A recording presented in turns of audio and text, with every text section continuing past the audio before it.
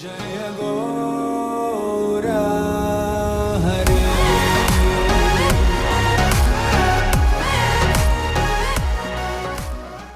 Welcome to another episode of Too Much Wise.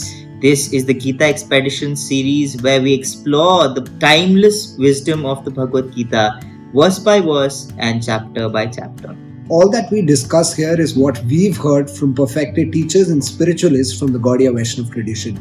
None of this is our own analysis. If you're here for the first time, then we recommend that you watch the warm-up series of the Bhagavad Gita where we introduce some concepts of the Gita for the first time. This episode is better heard than watched. You can hear it while taking a walk, while driving, cooking, or even walking out. We've had a lot of fun recording this, and we hope that it's an enriching experience for all of you as well. Thank you. Hare Krishna. Hare Krishna. Reading from chapter 1, text 19 and 20. Saghoshodharat tarashtranam riddhayani vyadarayat nabhascha prithvim chaiva tumolo abhyanunadayan athavyavasthitan drishtva dharatarashtran kapi dhvaja प्रवृते शास्त्र संपाते धनुरुद्यम्य पांडवा ऋषिकेशं तदा वाक्यम् idam mahamahipate. The blowing of these different conch shells became uproarious, vibrating both in the sky and on the earth. It shattered the hearts of the sons of Dhritarashtra. At that time, Arjun, the son of Pandu, seated in the chariot bearing the flag marked with Hanuman, took up his bow and prepared to shoot his arrows.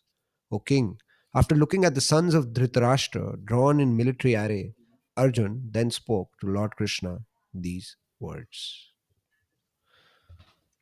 Jai, Jai, Jai, Jai. So we are continuing this expedition, and the conch shells have been blown on both sides. While Bhishma was blowing his conch shell, while the conch shells were being blown on the side of the Kauravas, we see that Duryodhan is getting very happy, joyous. But now these signs of victory that we're seeing, in that when the transcendental conch shells of Krishna is being blown, and Arjun conch shell is being blown, and the Pandavas conch shells are being blown. What we see here is it says it shattered the hearts of Dhritarashtra, son. Basically, Duryodhan's heart is now getting fearful because now he's hearing the other side getting prepped up, and this is also a sign of victory, that who's going to win and who's not going to win. Yes. Yeah, and there What are is your thoughts, Prabhu, on the 19th shloka? it is you've given a good start to uh, the discussion today, which is how Duryodhan felt when his own team, his own side, uh, Ha. were doing their own victory call and doing their own prep call, pep talk. He was feeling really happy. And now when he Yeah. heard the other guys, when he heard the opponents, he's like, whoa, like what's Yeah. going on there? And Yeah. his fear in a way has just been aggravated. This fear was already evident in his speech to Duryodhan and Mm. Bhishma. Uh, but now it's just shattered his heart, like it's just dejected. It's a feeling of Yeah. dejection for him, and he's losing hope. He's losing Yeah. hope, and the term "shattered the heart of Duryodhan" uh, is a sign of victory already, Yeah. right? Yeah. Uh, It's an interesting thing. I like personally like words in particular, and if you see, the Sanskrit has this word tumulo. It has been used before as well when the conch shells were being blown. Tumulo is translated as tumultuous mhm, in English, mhm. right? Tumultuous sound, basically, like basically a lot, a big sound, uproarious sound. That's what is being translated in this particular word, uproarious, right? It's so nice to see, interesting to see that these words have tumulo and tumultuous, like they have these father, pitra, mother, matra, like all these words have Correct, correct. these meanings. When I was a kid, there used to be this car, I don't know if you remember, but एक car होती थी, Devu. There Mhm, was this company called mhm, Devu, mhm, mhm. and Cielo, and there was, Metis. uh, yeah, Brilliant. and there was another usi ka sister company called Opel. Yeah, well. Opel was a German company. I don't know if it still exists, but Opel had this car, very popular car called Astra. Yeah, Opal Astra. And when you look up the word Astra and the meaning of it, it means weapon. Uh-huh. uh, Astra. it's Astra. Uh, Yeah, and Lufthansa. If you see German, Luft means air, and Hamsa, it means swan. oh, And even if you see their logo, it's a swan. oh, So all these things, when I was a kid, I used to see these connections. Yeah. correlations, and yeah, it was very interesting. That language, how it has. If you just see the history of languages, even then it'll give you a big correlation, big clue into what the Vedic times might have looked like, because the world was indeed one. Uh-huh. They have origins in their, like they find origins in Indic or Vedic times. All these traditions and languages. I think this gives us that clue, points us towards that. It's Mhm. very interesting. Mhm. Yeah, this is the first World War, so to say. If not the first, like it's Huh. definitely the World War in the in the 19th century is definitely not the first one. That's for sure. There's one which has happened before. Yeah, Okay. yeah. Okay. So Duryodhan's feelings are sort of clear, how he's feeling right now. And then if we just move on to the 20th one, then the Mm. camera pans from Duryodhan to Arjun. Arjun is just going to say something to Krishna. But before that, a description of the entire frame is given. Mm. What's in the Yeah. frame along with Arjun? So Arjun is on a chariot. The chariot has a Mm. flag. That flag has Yes. Hanuman on it, and Arjun has Yeah. taken up his bow, the famous Gandiva, and he's ready to Mm. shoot. And then there is another Correct. person in the frame who has already been introduced earlier, which is Krishna, Yeah. because Arjun is going to Yeah. speak to Krishna now. And Yes. so it's almost like the frame is the camera is seated behind Arjun. So there is a silhouette. Arjun is standing. He's on his chariot, Yeah. and beyond Arjun's chariot is the entire military array of Mm. uh, Dhritarashtra's son. Duryodhana. So yeah. Yeah. So this is the scene. But what is this? What is this flag on the chariot, and what is Hanumanji doing there? Hanumanji in Mahabharat, I thought like his role Yeah. ended with Ramayana. What does he have to do here? Ramayana. Yeah. Is this a confusion? Is this a misprint? People might think. But yeah, like usually when people have flags, even now, it basically means something that they subscribe to their team, or something that's related to them, that this is me, my marker, or something like that. But Arjun has nothing to do with Hanuman. Uh-huh. Like, what does Arjun have to do with that? Even in the whole of Mahabharat, remotely also, no connection between Arjun and Hanuman. Maybe Bhim, Yeah. because Bhim had once met Hanuman Yeah. during the exile. There's a story about that. And Hanuman, by the way, what is he still doing? What is his reference still doing? We'll talk about that. But yeah, what is Hanuman marking doing? Hanuman's flag marking Arjun. Like, what is this? Um, have Maybe you? Arjun was part of VHP. Uh, Yeah, so- Bajrang Dal, Bajrang Dal flag, Sanatan. Bajrang. Yeah, Okay. Bajrang means Vajra Ang, Uh-huh. basically, like, which is the name of Hanuman, because his body is Vajra, like Uh-huh. after being struck by Indra's Vajra. He was given a lot of boons, out of which that his body will be as strong as Vajra, or which cannot be penetrated by Vajra Mhm. again. So his name is Vajra Ang. Now it has become Bajrang. Mm. But yeah. Yeah, so coming back to the point, that what is his flag doing, what does it really mean? Actually, it was put there for protection. uh Protection of whom? Protection of the chariot. But uh more than anything else, wherever the Lord is, the servant always follows, right? On the chariot, who's there? There's Krishna there on the chariot. And we have discussed this before, that Krishna has many incarnations. He comes in different yugas. Krishna himself will say this in the Yeah. Gita, that Refer different to yugas. warm up to the Gita Yeah. series, episode Yes. 4 Yeah. to know more. Yes. Oh, you remember the episode? Yeah. I don't remember the episode. Okay.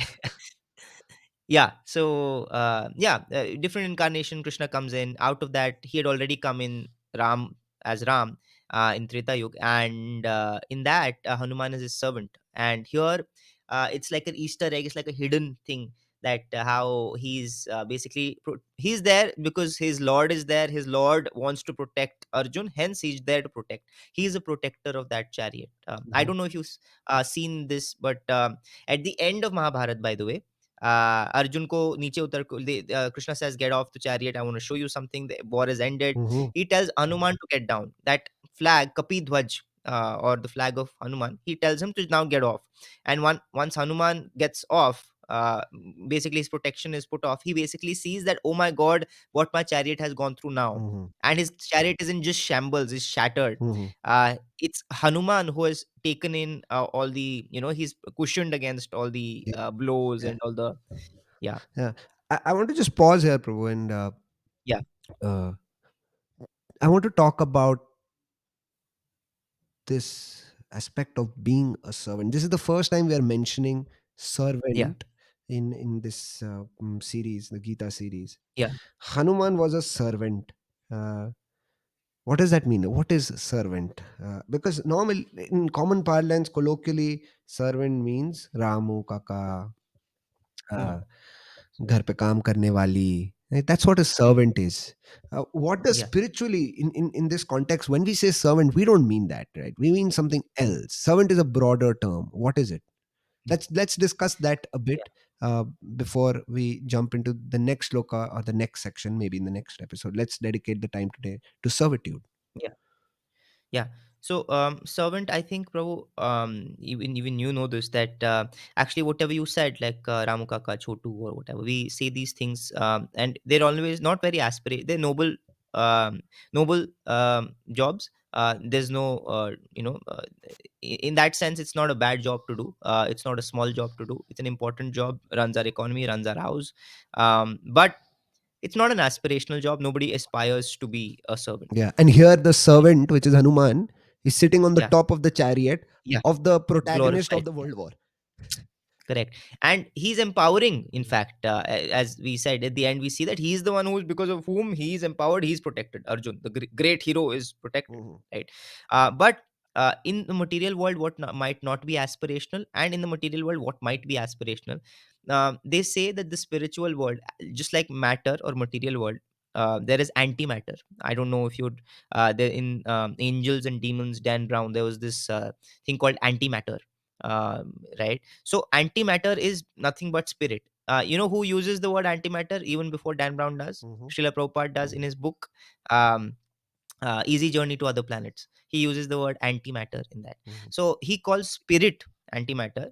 So whatever is aspirational here and whatever is not aspirational here, in the spiritual world, it's totally opposite. Mhm. It's totally opposite. Mhm. Here we might be aspirational to become masters and not aspirational to become servants. Mhm. In the spiritual world, it is actually aspirational to become a servant Mhm. and not aspirational to be a master, because we already have a master there, Mhm.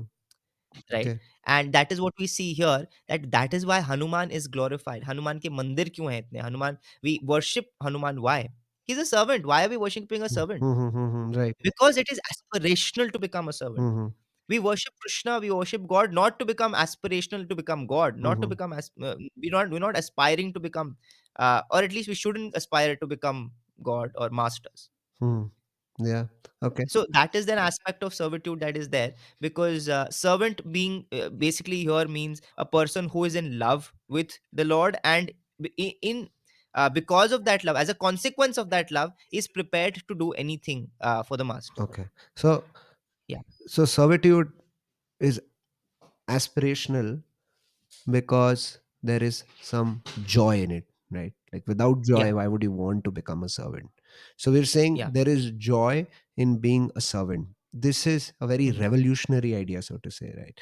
yeah, Everyone wants to be an Elon Musk or Mark Zuckerberg. yeah, You have thousands of employees under you, and you need to desire, and it'll happen. And here we are saying you need to serve. uh, yeah, what changes between the material servitude and yeah, the spiritual servitude is, number one, the master. Who is the master? yeah, Who are you serving, correct, right? So you may be serving a master here in the material realm, but that's not giving you any satisfaction, right? Because your master yeah, is not perfect, right? But in the spiritual realm, servitude to a master who's perfect automatically gives you joy, right? You Yeah. feel reciprocation, you feel satisfied, you feel happy, right? Yeah. Also, there's another thing that you mentioned, which is this service is being done out of love. I really doubt how Yeah. many of the business tycoons or leadership tycoons, organizational tycoons are being served out of love.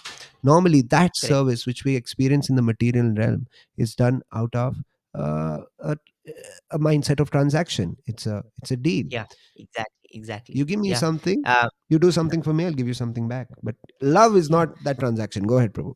Yeah.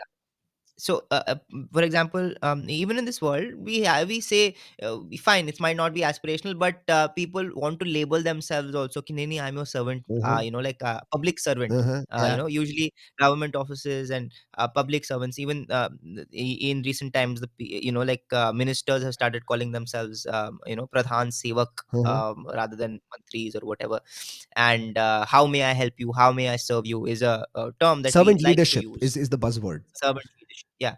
Yeah. But even in that, even in all these things, fine, we're trying to put a positive spin on powerful positions.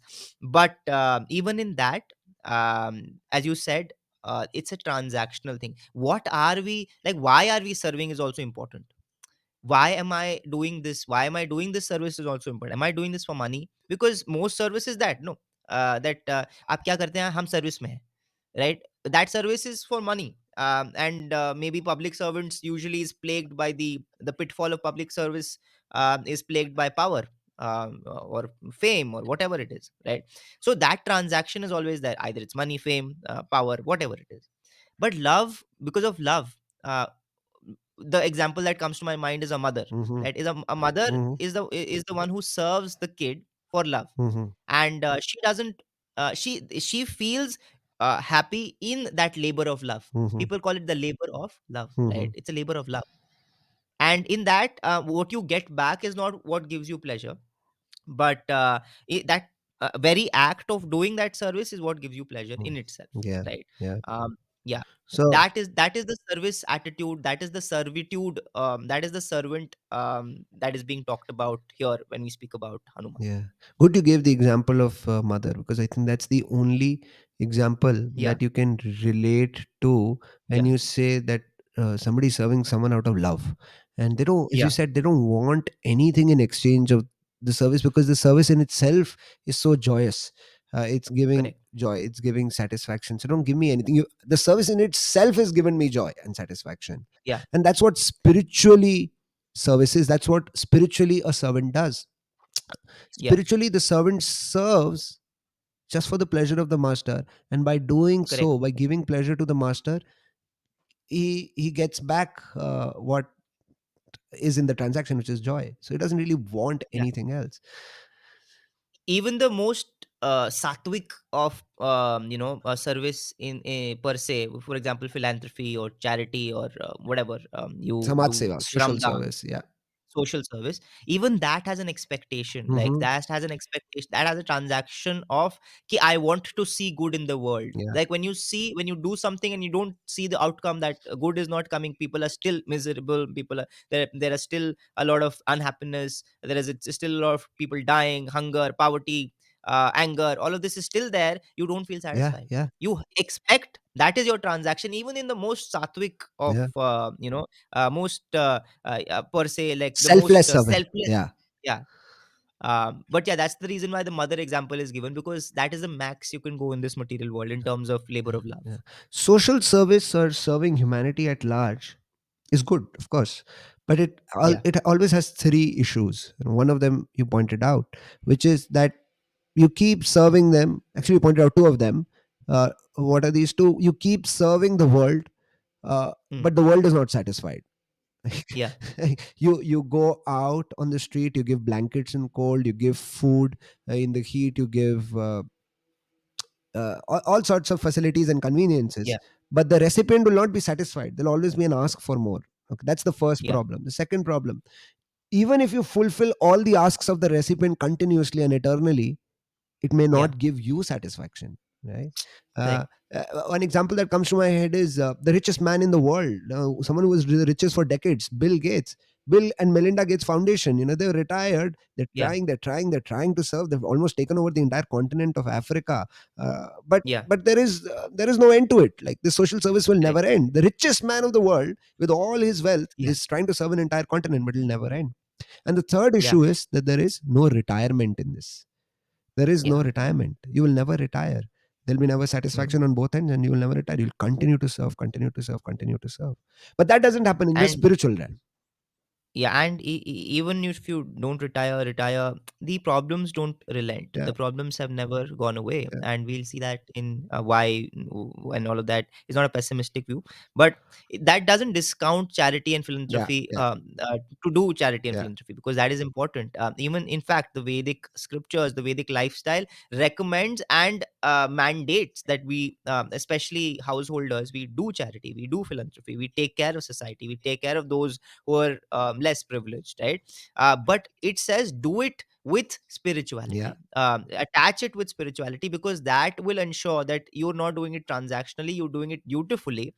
The satisfaction part you will get somewhere else, and also the truth. While you're doing charity and philanthropy, you know the truth that this, whatever I'm doing, it'll never end what poverty, it'll never end problems. I'm just trying to, whatever I can through me, I'm just trying to help with one drop of help that I can do. mm, yeah. This knowledge and this end result of satisfaction from somewhere else, that is being augmented, that is being supplemented by the aspect of spirituality. Okay. So you continue Yeah. engaging in the acts of charity and philanthropy, but with the knowledge of Yeah. the absence of satisfaction in this, Correct. and of the knowledge of the end result, that you will not be able to solve it. It will continue, right? Yeah. But this. So we've Mm, discussed two, yeah, sorry, go you ahead, were go saying ahead, go something, ahead, bro. bro. So we discussed two things, Prabhu, that service, in the sense of if you augment it with spirituality, you'll do it in a dutiful way and you'll do it in the right mindset. And the second thing was service in love, Mhm. that we serve someone because, as a consequence of being in love with someone, being because I'm attached to someone in love, that feeling that I have, when you serve, it is a symptom of love. You can't be in love with Mhm. someone Yeah, and not serve yeah, them. yeah. You can't go to Yeah. someone uh, and say I love you, and then that's all. Like, Yeah. that's your love, which is Correct. what we sort of, at least I did as a teenager. No, went around in a romantic relationship, said I love you, but Yeah. true love only manifests in service. You have to do something for the Yeah. person, right? And Correct. then to express our love, we actually do something. We do become a Yeah. servant. How? Okay, on their special days, you'll arrange something. Okay, when they're not happy, when they're Yeah. sad, you'll do something to pep them up. So Yeah. service is love. Love is service. If you're using the Yeah. term love without thinking of including the concept of service in it, then it's not love, right? Yeah. And in the spiritual realm, when service happens, it's happening because of love, and it is happening to express love. Correct. And Correct. Yeah. this the recipient of such love and service is perfect, can reciprocate incomplete. Hence, when you serve him, you Yeah. feel the reciprocation of ultimate satisfaction. Versus when you serve the Correct. society or some other person in the material realm, because that person or because the society is not perfect, there is no reciprocation of complete Yeah. satisfaction. Yeah. Yes. So in this, this is the, I think, the last, ultimate sign of victory, in the first chapter, that the person who is the source of all auspiciousness, the source of all jai, right, or the victory, he's standing, he's in that chariot, and with him is also the one of the ultimate protectors, to say Hanuman is on that chariot Protector to and protect. servant of. Yeah. Yeah, both of them are there, Mm. and hence that is the ultimate sign of victory here. Just a small side note, maybe to end, that we see this kind of, we still carrying forward all of these things subconsciously, especially in the Indian culture. Whenever we are in a car, हम देखते हैं कि on the Yeah, dashboard there's a yeah, small little deity, or a form, basically not a deity but a form, like a murti kind of a thing, of we carry like Hanuman and Ganesh, and a sign of auspiciousness we try to yeah, carry yeah, along with us. And I think this is one of those yeah. earlier ones, कि अर्जुन की गाड़ी में Hanuman ji is there Yeah, sthapit. yeah, yeah. Yeah, The Vedic remnants that's still exist, right? We still have. still exists. Yeah. Yeah, In fact, yeah, today when you buy a car, they put it in. It's already. It's like yeah. it's It's already, fitted. it's called Yeah, divinity. they They call it call it divinity. divinity. Yeah. So divinity Yeah, on Arjun's yeah, chariot was yeah. there in person. The ultimate divinity, ultimate divine Krishna is already there, and with him, because the servant always follows Follows. the ultimate divine. The servant divine is also Yeah, present. yeah. And although his role ended in Ramayana, he's here for service Yeah, because that service yeah, of love is giving him ultimate satisfaction. correct. What a service! Be a flag. Yeah, Jaya Pataka. Jaya Pataka. Okay, Yeah, we'll end on yeah, that note, Prabhu. yeah. Okay, Yes, Prabhu, we can end. thank you so much Like, for the next one. Hare Krishna. yeah, Hare Krishna. Jaya Gaura